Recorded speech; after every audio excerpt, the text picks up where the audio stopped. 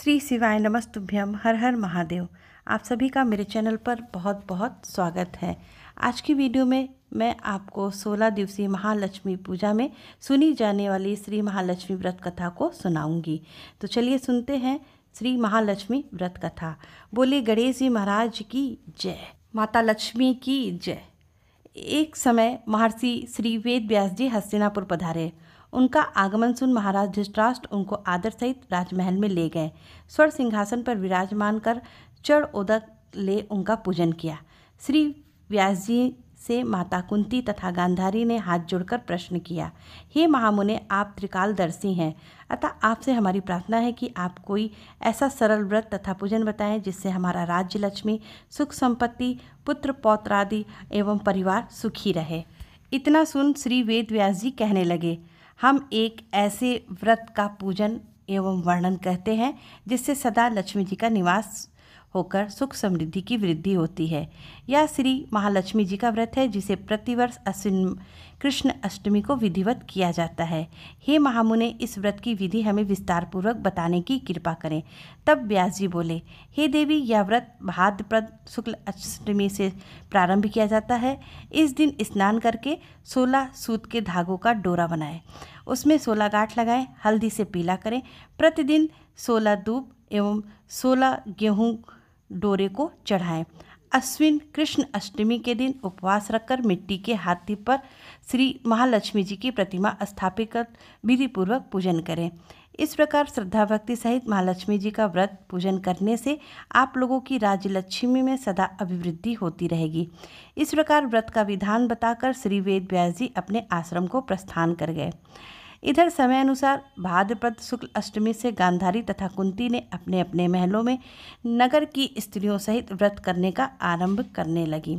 इस प्रकार 15 दिन बीत गए। 16वें दिन अश्विन कृष्ण अष्टमी के दिन गांधारी ने नगर के सभी प्रतिष्ठित महिलाओं को पूजन के लिए अपने महल में बुलवा लिया।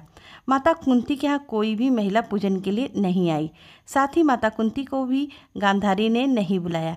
ऐसा करने से माता कुंती ने अपना बड़ा अपमान समझा। उन्होंने पूजन की कोई तैयारी नहीं की और उदास होकर बैठ गए। जब पांचों पांडव युधिष्ठिर, अर्जुन, भीम, नकुल और सहदेव महल में आए तो कुंती को उदास देखकर पूछा, हे माता, आप इस प्रकार उदास क्यों हैं? आपने पूजन की तैयारी क्यों नहीं की? तब माता कुंती ने कहा, हे पुत्र, आज महालक्ष्मी जी के व्रत का उत्सव गांधारी के महल में मनाया जा रहा है।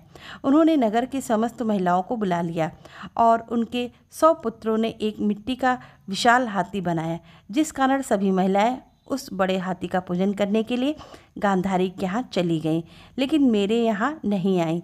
यह सुनकर अर्जुन ने कहा, हे माता, आप पूजन की तैयारी करें और नगर में बुलावा लगवा दें कि हमारे यहाँ स्वर्ग से ऐरावत हाथी की पूजा होगी। इधर माता कुंती ने नगर में ढिढोरा पिटवा दिया और विशाल पूजा की तैयारी करने लगी। उधर अर्जुन ने बाण के द्वारा स्वर्ग से ऐरावत हाथी को बुला लिया। इधर सारे नगर में शोर मच गया कि कुंती के महल में स्वर्ग से इंद्र का ऐरावत हाथी पृथ्वी पर उतार कर पूजा जाएगा। समाचार को सुनकर नगर के सभी नर नारी, बालक, वृद्ध की भीड़ एकत्र होने लगी।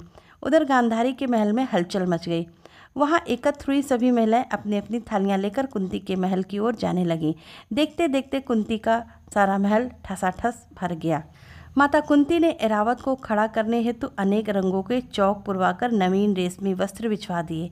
नगरवासी स्वागत की तैयारी करने में फूल, माला, अबीर, गुलाल, केसर हाथों में लिए पंक्तिबद्ध खड़े थे। जब स्वर्ग से हाथी पृथ्वी पर उतरने लगा तो उसके आभूषणों की ध्वनि गूंजने लगी। ऐरावत के दर्शन होते ही जय जयकार के नारे लगने लगे। सायंकाल के समय इंद्र का भेजा हुआ हाथी ऐरावत माता कुंती के भवन के चौक में उतर आया। तब सब नर नारियों ने पुष्पमाला, अबीर, गुलाल, केसर आदि सुगंधित पदार्थ चढ़ाकर उसका स्वागत किया। राज्य पुरोहित द्वारा ऐरावत पर महालक्ष्मी जी की मूर्ति स्थापित करके वेद मंत्रोच्चारण द्वारा पूजन किया गया। नगर वासियों ने भी महालक्ष्मी पूजन किया।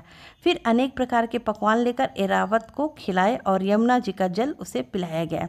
राज्य पुरोहित द्वारा स्वस्ति वाचन करके महिलाओं द्वारा महालक्ष्मी जी का पूजन कराया गया। 16 गांठों वाला डोरा महालक्ष्मी जी को चढ़ाकर अपने हाथों में बांध लिया। ब्राह्मणों को भोजन कराया गया। दक्षिणा के रूप में स्वर्ण आभूषण, वस्त्र आदि दिया गया। तत्पश्चात महिलाओं ने मिलकर मधुर संगीत लहरियों के साथ भजन कीर्तन कर संपूर्ण रात्रि महालक्ष्मी का व्रत जागरण किया। दूसरे दिन प्रातः राज्य पुरोहित द्वारा वेद मंत्रोच्चारण के साथ जलाशय में महालक्ष्मी जी की मूर्ति का विसर्जन किया गया। फिर ऐरावत को विदा कर इंद्रलोक भेज दिया गया। इस प्रकार जो स्त्रियां श्री महालक्ष्मी जी का विधि पूर्वक व्रत एवं पूजन करती हैं, उनके घर धन धान्य से पूर्ण रहते हैं तथा उनके घर में महालक्ष्मी जी सदा निवास करती हैं। महालक्ष्मी जी का यह स्तुति जरूर बोले। महालक्ष्मी नमस्तुभ्यम सुरेश्वरी हरिप्रिये नमस्तुभ्यम दयानिधे। महालक्ष्मी व्रत कथा संपूर्ण। बोले गणेश जी महाराज की जय, माता लक्ष्मी की जय।